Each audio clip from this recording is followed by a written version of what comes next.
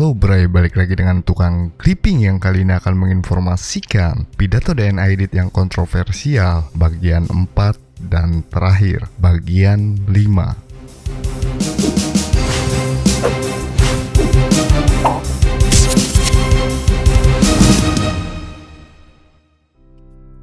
Jika Anda baru menonton video ini, untuk lebih memahaminya, silahkan tonton video sebelumnya yang link videonya telah dituliskan di deskripsi. Sebelum dilanjutkan, jangan lupa tekan tombol subscribe di channel Tukang Clipping.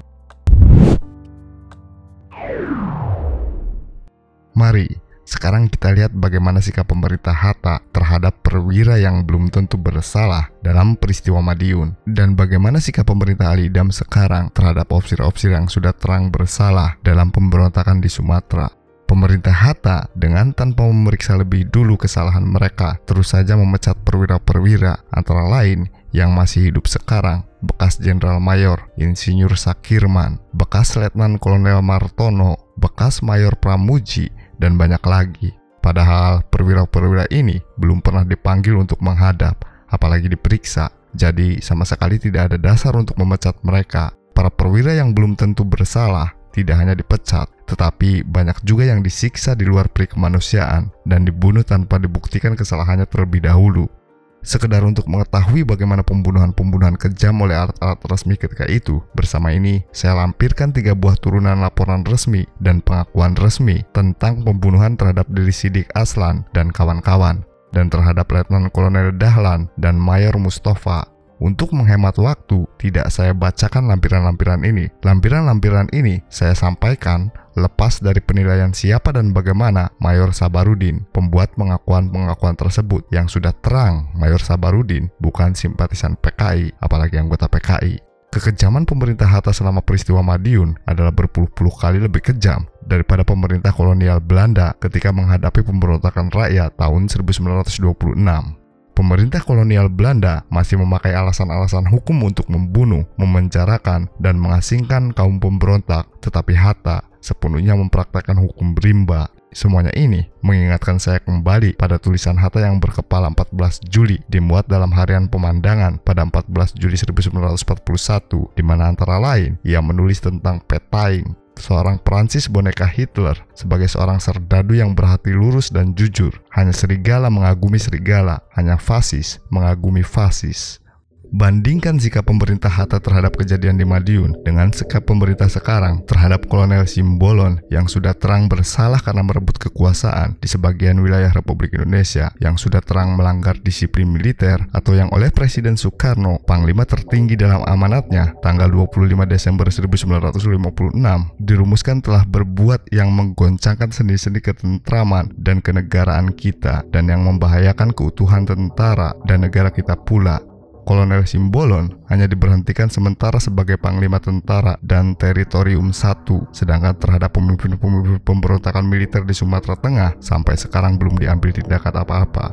Tentu ada orang-orang yang mengatakan, ya karena Panglima tertinggi pemerintah dan gabungan kepala staf angkatan perang sekarang tidak mempunyai kewibawaan, maka mereka tidak menghukum perwira-perwira tersebut seperti Hatta dulu menghukum perwira-perwira yang disangka tersangkut dalam peristiwa Madiun. Istilah wibawa pada waktu belakangan ini banyak dipergunakan orang dengan masing-masing mempunyai interpretasinya sendiri-sendiri. Kalau dengan istilah wibawa yang dimaksudkan ialah kemampuan pemerintah untuk bertindak, maka terang bahwa pemerintah sekarang sanggup bertindak, sanggup memerintah, artinya mempunyai kewibawaan. Apakah bukan tanda wibawa dari pemerintah sekarang dengan dapat digulingkannya kerajaan sehari komplotan Kolonel Simbolon dalam waktu yang sangat singkat? Tanggal 22 Desember 1956, pemerintah memutuskan dan mengumumkan pemberhentian sementara Kolonel Simbolon sebagai Panglima TT1 dan menyerahkan tanggung jawab TT1 kepada Letnan Kolonel Yamin Ginting atau Letnan Kolonel Awahab Mahmur dalam waktu hanya 4 hari, yaitu pada tanggal 27 Desember 1956, komplotan Kolonel Simbolon sudah dapat diturunkan dari kerajaan seharinya. Ini artinya bahwa seruan pemerintah dipatuhi. Ini artinya pemerintah mempunyai kewibawaan. Tentu ada orang-orang yang berkata lagi, ya tetapi itu mengenai Sumatera Utara. Mengenai Sumatera Tengah, pemerintah tidak mempunyai kewibawaan. Mengenai ini, saya jawab sebagai berikut. Tiap-tiap orang yang tahu imbangan kekuatan di dalam negeri tidak sukar memahamkan bahwa kalau pemerintah pusat sekarang mau bertindak, apalagi kalau mau bertindak serampangan seperti Hatta, maka dengan pengerahan serentak seluruh kekuatan Angkatan Darat, Angkatan Laut, dan Angkatan Udara dengan dibantu oleh massa rakyat, maka kerajaan Dewan Banteng juga hanya akan merupakan kerajaan sehari. Soalnya, bukannya hanya menunjukkan kemampuan menggunakan kekuatan seperti yang pernah dilakukan oleh Hatta, tetapi juga kebijaksanaan. Pada pokoknya, kami setuju bahwa pemerintah sekarang mengkombinasi kekuatan realnya dengan kebijaksanaan. Sikap ini merupakan dasar yang kuat bagi pemerintah jika pada satu waktu pemerintah harus bertindak keras karena jalan perundingan sudah tidak mempan lagi. Walaupun kami kaum komunis pernah diperlakukan secara kejam oleh pemerintah Hatta selama peristiwa Madiun, tetapi kami tidak menyetujui jika pemerintah sekarang mencontoh perbuatan Hatta yang gegabah dan tidak bertanggung jawab itu. Kita semua mengetahui bahwa politik tangan besi Hatta sepenuhnya menguntungkan kepentingan kaum imperialis asing. Ya, walaupun banyak perwira penganut cita-cita PKI yang dibasmi secara jasmaniah dalam peristiwa Madiun, tetapi kami tidak menuntut supaya Kolonel Simbolon, Letnan Kolonel Ahmad Hussein, dan lain-lain dibasmi secara jasmaniah. Apalagi kami tahu banyak opsir-opsir yang tersangkut dalam pemberontakan-pemberontakan di Sumatera adalah karena hasutan-hasutan sebuah partai kecil yang keok dalam pemilihan umum. Jalan kami tidak menghendaki penumpasan darah yang disebabkan oleh kehampaan kebijaksanaan. Jadi, apakah yang kami inginkan? Kami hanya ingin supaya disiplin militer berjalan sebagaimana mestinya, supaya hierarki ketentaraan ditaati dengan patuh, supaya angkatan perang tetap setia kepada cita-cita Revolusi Agustus 1945. Karena hanya demikian, kita dapat membangun angkatan perang yang mampu membantu menyelesaikan semua tuntutan Revolusi Agustus 1945. Hanya dengan penegakan tata tertib hukum dalam ketentaraan yang berjiwa Revolusi Agustus 1945, angkatan perang kita akan setia kepada sumbernya, yaitu revolusi dan rakyat. Sebagaimana sudah saya katakan di atas, ada sementara orang berteriak supaya diadakan penjelasan secara adat dengan potong kerbau dan dengan menggunakan pepatah dan petitih. Tetapi jika kita tidak waspada, apakah yang tersembunyi di belakang kata-kata ini semuanya? Tidak lain ialah untuk mencairkan disiplin dalam angkatan perang kita, untuk mengacau balaukan hierarki dan tata tertib hukum di dalam ketentaraan kita. Saya tidak keberatan jika juga ditempuh jalan secara adat, kerbau-kerbau dipotong, dan segala macam pepatah dan petitih nenek moyang digali dan dipakai. Karena semua ini memang warisan dan milik kita sendiri. Tetapi jangan lupa bahwa semuanya ini hanyalah faktor tambahan. Yang primer bagi orang-orang militer ialah tata tertib hukum di dalam ketentaraan. Kalau tidak demikian, lebih baik perwira-perwira yang bersangkutan menanggalkan epauletnya dan kembali ke kampung untuk duduk dalam lembaga-lembaga adat di kampung. Di sanalah barangkali mereka akan menemukan ketentraman jiwanya. Sesudah mengkonfrontasikan peristiwa Madiun 1948 dengan peristiwa Sumatera 1956, maka sampailah saya pada kesimpulan bahwa pemerintah Ali Idam sekarang berpuluh-puluh kali lebih bijaksana daripada pemerintah Hatta ketika menghadapi kejadian-kejadian di Madiun dalam bulan September 1948. Ini dilihat dari sudut kebijaksanaan, dilihat dari sudut kewibawaan. Pemerintah Ali Idam mempunyai kewibawaan, dibuktikan oleh ketaatan alat-alatnya pada umumnya. Yang tidak mentaati pemerintah sekarang hanya minoritas yang sangat kecil yang sudah diracuni oleh sebuah partai kecil dan oknum-oknum liar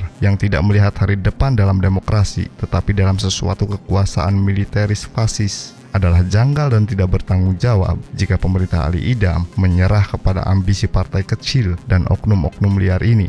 Selanjutnya, dapat pula ditarik kesimpulan bahwa adalah perbuatan yang tidak bertanggung jawab untuk memberikan sekali lagi kepada Muhammad Hatta, bapak perang saudara, seorang yang karena haus kekuasaan dan pendek akal telah menewaskan beribu-ribu rakyat dan pemuda, baik orang-orang sipil maupun orang-orang militer kita yang baik-baik.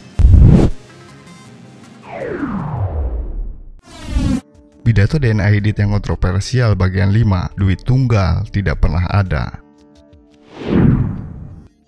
Sementara orang tentu akan bertanya, tetapi bagaimana dengan duit tunggal? Pertama-tama perlu saya nyatakan bahwa duit tunggal tidak pernah ada, bahwa duit tunggal hanya ada dalam dunia impian orang-orang yang tidak mengerti seluk-beluk sejarah perjuangan kemerdekaan dan sejarah pencetusan Revolusi Agustus 1945. Kalau orang mau tenang dan mau mengingat-ingat kembali pada pertentangan pendapat yang sengit antara Soekarno dengan Partai Indonesia, Partindo di satu pihak, dan Hatta Syahrir dengan apa yang dinamakan Pendidikan Nasional Indonesia di lain pihak, maka orang akan sependapat bahwa Dwi Tunggal yang sungguh-sungguh memang tidak pernah ada. Untuk pertama kali pada kesempatan ini, ingin saya nyatakan bahwa saya sudah lama merasa ikut berdosa karena sudah ambil bagian aktif dalam gerakan memaksa Hatta menandatangani proklamasi 17 Agustus 1945. Hatta sudah sejak semula secara ngotot menentang pencetusan revolusi Agustus. Ia menggantungkan kemerdekaan Indonesia sepenuhnya pada Rahmat Saiko Shikikan, panglima tertinggi tentara Jepang di Indonesia yang tidak kunjung tiba itu.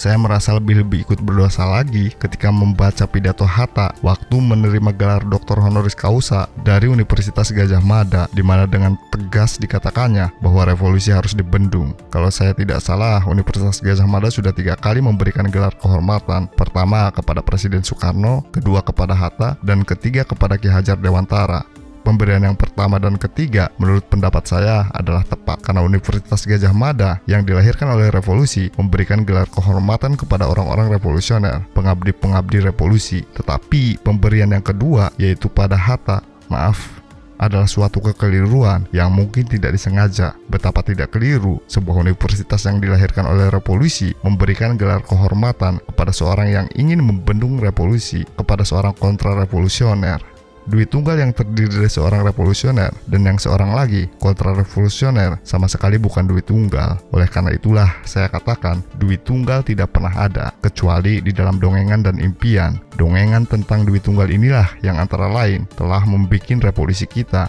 menjadi macet. Karena Dwi Tunggal yang dibikin-bikin itu, yang heterogen itu, telah membuat kita terjepit di antara dua kutub revolusi dan kutub kontra-revolusi. Selama lebih 11 tahun, rakyat Indonesia sudah ditipu dengan apa yang dinamakan Dwi Tunggal. Revolusi kita berjalan terus, semua kekuatan revolusioner harus dipersatukan dan dimobilisasi untuk mengalahkan kekuatan-kekuatan kontra-revolusioner. Demikianlah penilaian saya mengenai kebijaksanaan pemerintah sekarang. Sesudah saya mengkonfrontasikan kebijaksanaan pemerintah sekarang dengan kebijaksanaan pemerintah Hatta di tahun 1948, saya dipaksa untuk memberikan penilaian secara ini karena ada salah seorang anggota parlemen kita yang dalam pemandangan umumnya membawa-bawa peristiwa Madiun. Demikianlah Bray, pidato DNA Edit yang kontroversial bagian 4 dan 5 yang dilansir dari History Post. Dan video ini sekaligus menutup pidato DNA Edit yang kontroversial dari seri pertama. Bagaimana pendapat kalian?